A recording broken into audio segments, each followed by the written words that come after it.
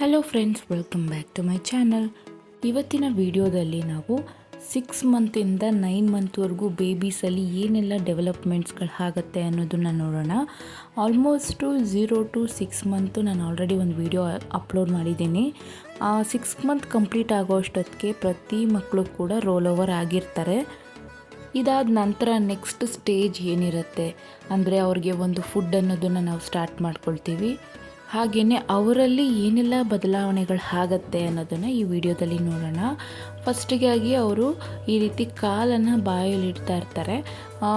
ಮುಂಚೆ ಎಲ್ಲ ಏನಾಗುತ್ತೆ, 2 ಕೈಗಳನ್ನ ಅವರು ಸಕ್ ಮಾಡ್ತಿರ್ತಾರೆ. ಬಟ್ ಈಗ 6 ಮಂತ್ ಸ್ಟೇಜಲ್ಲಿ ಅವರು 2 ಕಾಲುಗಳನ್ನು ಬಾಯಲ್ಲಿ ಇಡೋ ಅಂಥದ್ದು, ಇದು ಒಂದು ಡೆವಲಪ್ಮೆಂಟ್ ಇರುತ್ತೆ. ಬಟ್ ಯಾವುದೇ ರೀತಿ ವರಿ ಆಗುವಂಥದ್ದಲ್ಲ. ನೆಕ್ಸ್ಟ್ ಏನಂತ ಅಂದರೆ ಸೆಲ್ಫ್ ಸಿಟ್ಟಿಂಗು. ನಾವು ಇವಾಗ 6 ಮಂತಿಗಿಂತ ಮುಂಚೆ ಅವ್ರಿಗೆ ಏನಾದರೂ ಸಪೋರ್ಟ್ ಕೊಟ್ಟು ಕೂರಿಸ್ತಿರ್ತೀವಿ. ಆದರೆ 6 ಮಂತ್ ಆದಮೇಲೆ ಅವರಿಗೆ ಬಿಟ್ವೀನ್ 6 ಮಂತ್ ಟು 7 ಮಂತಲ್ಲಿ ಅವರು ಸೆಲ್ಫಾಗಿ ಕುತ್ಕೊಳ್ಳೋ ಅಂಥದ್ದು, ಯಾವುದೇ ರೀತಿ ಸಪೋರ್ಟ್ ಇಲ್ದಂಗೆ ಅನ್ನೋದು ಡೆವಲಪ್ಮೆಂಟ್ ಆಗುತ್ತೆ. ಅದು ಒಂದು ರೀತಿಯ ಡೆವಲಪ್ಮೆಂಟ್ ಆಗಿರುತ್ತೆ. ನಂತರ ಕೆಲವೊಂದು ವರ್ಡ್ಗಳು, ಸಿಂಪಲ್ ವರ್ಡ್ಗಳೇನಿರುತ್ತೆ, ಬಾ ಅನ್ನೋದು, ಹೋಗು ಅನ್ನೋದು, ಇದೆಲ್ಲ ಅವರಿಗೆ ಅರ್ಥ ಆಗ್ತಾ ಹೋಗುತ್ತೆ. ಬಟ್ ನಾವೇನು ಆ್ಯಸ್ ಎ ಪೇರೆಂಟ್ ಮಾಡಬೇಕು ಅಂದರೆ ಮಗುವಿನ ಜೊತೆ ಯಾವಾಗಲೂ ಎಂಗೇಜ್ ಆಗಿರಬೇಕು, ಏನಾದರೂ ಮಾತಾಡಿಸ್ತಾ ಇರಬೇಕು. ಅದು ನಮಗೆ ಮಕ್ಕಳಲ್ಲಿ ಸ್ಪೀಕಿಂಗ್ ಡೆವಲಪ್ಮೆಂಟು ಬೇಗ ಬರುತ್ತೆ ಅಂತ ಹೇಳ್ಬೋದು. ನಿಮ್ಮ ಮನೆಯಲ್ಲಿ ಇನ್ನೊಂದು ಕಿಡ್ ಏನಾದರೂ ಇತ್ತು ಅಂತ ಅಂದರೆ ಇನ್ನೂ ಬೇಗನೆ ಅವರಿಗೆ ಸ್ಪೀಕಿಂಗ್ ಸ್ಕಿಲ್ಸ್ ಅನ್ನೋದು ಬರುತ್ತೆ. ನಂತರ ಬಿಫೋರ್ 6 ಮಂತ್ ಅವರೇನು ರೋಲ್ ಆಗ್ತಾ ಇದ್ರಲ್ವ, ಸೊ ಈ ಬಿಟ್ವೀನ್ 6 ಮಂತಿಂದ 9 ಮಂತ್ ಮಧ್ಯದಲ್ಲಿ ಅವರು ಸೆಲ್ಫಾಗಿ ಎದ್ದೇಳೋದಕ್ಕೂ ಕೂಡ ಟ್ರೈ ಮಾಡ್ತಾರೆ.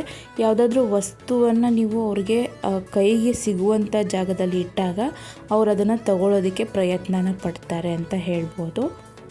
ಈ 4 to 6 ಮಂತ್ ಸ್ಟೇಜಲ್ಲಿ ಅವ್ರು ಏನು ರೋಲ್ ಆಗೋದಕ್ಕೆ ಟ್ರೈ ಮಾಡ್ತಾ ಇರ್ತಾರೆ.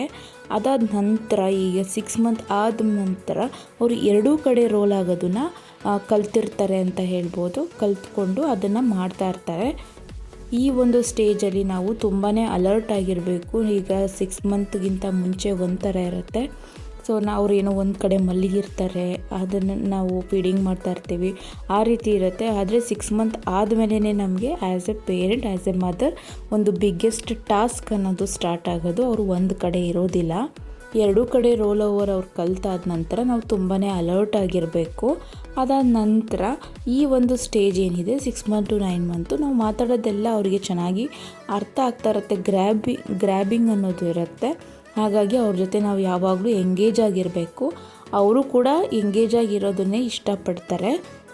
ಇನ್ನೊಂದು ಡೆವಲಪ್ಮೆಂಟ್ ಏನಂತ ಅಂದರೆ ಈ 9 ಮಂತ್ಗೆ ಏನು ಬೀಳುತ್ತೆ ಆ ಸ್ಟೇಜಲ್ಲಿ ಅವರು ಅವ್ರದ್ದೇ ಆದಂಥ ಕೆಲವೊಂದು ಭಾಷೆಯಲ್ಲಿ ಮಾತಾಡೋದಕ್ಕೆ ಪ್ರಯತ್ನ ಪಡ್ತಾರೆ. ನೀವೇನೇ ಮಾತಾಡ್ಸಿದ್ರು ಕೂಡ ಈ ಬಾ ಅನ್ನೋದು ಅವ್ರದ್ದೇ ಆದಂಥ ಒಂದು ಭಾಷೆ ಇರುತ್ತೆ.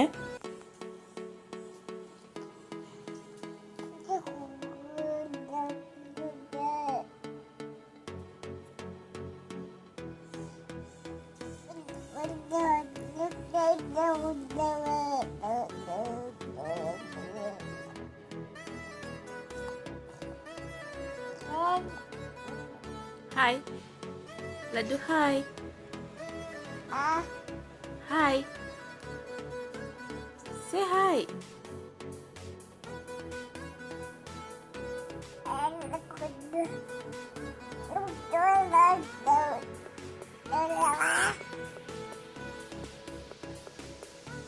ಆ್ಯಸ್ ಎ ಪೇರೆಂಟ್ಸ್ ನಾವು ಅವರ ಒಂದು ಸ್ಪೀಕಿಂಗ್ ಸ್ಕಿಲ್ಸ್ನ ಇಂಪ್ರೂವ್ ಮಾಡೋದಕ್ಕೆ ಅವ್ರ ಜೊತೆ ಯಾವಾಗಲೂ ಮಾತಾಡ್ತಾ ಇರಬೇಕಾಗತ್ತೆ.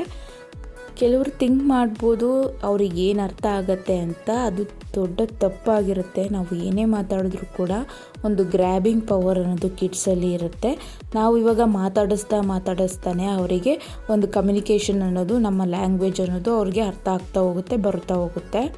ನಾವುಗಳು ನಮ್ಮ ಭಾಷೆ ಏನಿರುತ್ತೆ ಅದನ್ನು ನಾವು ಮಾತಾಡೋವಾಗನೇ ಅದನ್ನು ಗ್ರ್ಯಾಬ್ ಮಾಡ್ತಾ ಇರ್ತಾರೆ ಕಿಡ್ಸು. ಈಗ ನಾವು ಕನ್ನಡದವರಾಗಿದ್ದು ಕನ್ನಡ ಮಾತಾಡ್ತಾನೇ ಇರ್ತೀವಿ, ಆವಾಗ ಮಕ್ಕಳಿಗೆ ಕನ್ನಡನೇ ಅರ್ಥ ಆಗುತ್ತೆ. ಈಗ ಅದರ್ ಲ್ಯಾಂಗ್ವೇಜು ತೆಲುಗು ಅಥವಾ ತಮಿಳು, ಈಗ ಆ ಭಾಷೆಯಲ್ಲಿ ಮಕ್ಕಳ ಜೊತೆ ಮಾತಾಡ್ತಾ ಇದ್ದಾಗ ಅವ್ರಿಗೆ ಅದೇ ಅರ್ಥ ಆಗುತ್ತಾ ಹೋಗುತ್ತಲ್ವ, ಅದನ್ನೇ ಕಲಿತಾರೆ ಅಲ್ವಾ. ಅದೇ ರೀತಿಯೇ ನಾವು ಕೀಪ್ ಆನ್ ಅವ್ರ ಜೊತೆ ಎಂಗೇಜ್ ಆಗಿ ಮಾತಾಡ್ತಾ ಇರಬೇಕು. ಆವಾಗ ಕಮ್ಯುನಿಕೇಷನ್ ಅನ್ನೋದು ಇಂಪ್ರೂವ್ ಆಗುತ್ತೆ. ಅದರ ಜೊತೆಗೆ ನಾವು ಯಾವ ರೀತಿ ಅವರಿಗೆ ಫುಡ್ಡನ್ನು ಕೊಡ್ತೀವಿ ಅಂತ ಅನ್ನೋದು. ಸೊ ಫುಡ್ಡಿಂದ ಅವರಿಗೆ ಇಮ್ಯುನಿಟಿ ಪವರ್ ಬೂಸ್ಟ್ ಆಗುತ್ತೆ, ಅದ್ರ ಜೊತೆಗೆ ಒಂದು ಹೆಲ್ದಿ ವೆಯ್ಟ್ ಗೇನ್ ಅನ್ನೋದು ಆಗುತ್ತೆ. ಮಕ್ಕಳ ಆರೋಗ್ಯಕರ ಬೆಳವಣಿಗೆಗೆ ನಾವು ಯಾವ ರೀತಿ ಫುಡ್ಡನ್ನು ಕೊಡಬೇಕು ಅನ್ನೋದು ಕಮಿಂಗ್ ವೀಡಿಯೋಸಲ್ಲಿ ನಾನು ಅಪ್ಲೋಡ್ ಮಾಡ್ತೀನಿ. ಐ ಹೋಪ್ ಈ ವಿಡಿಯೋ ನಿಮಗೆ ಯೂಸ್ಫುಲ್ ಆಗುತ್ತೆ ಅಂತ ಅಂದ್ಕೊಂಡಿದ್ದೀನಿ. ಸೊ ಮತ್ತೆ ಇನ್ನೊಂದು ಯೂಸ್ಫುಲ್ ವಿಡಿಯೋದಲ್ಲಿ ಸಿಗ್ತೀನಿ ಅಂತ ಹೇಳ್ತಾ, ಯಾರೆಲ್ಲ ಸಬ್ಸ್ಕ್ರೈಬ್ ಮಾಡದೆ ಚಾನಲ್ನ ನೋಡ್ತಾ ಇದ್ದೀರಾ ದಯವಿಟ್ಟು ಸಬ್ಸ್ಕ್ರೈಬ್ ಮಾಡ್ಕೊಂಡು ನೋಡಿ. Thanks for watching.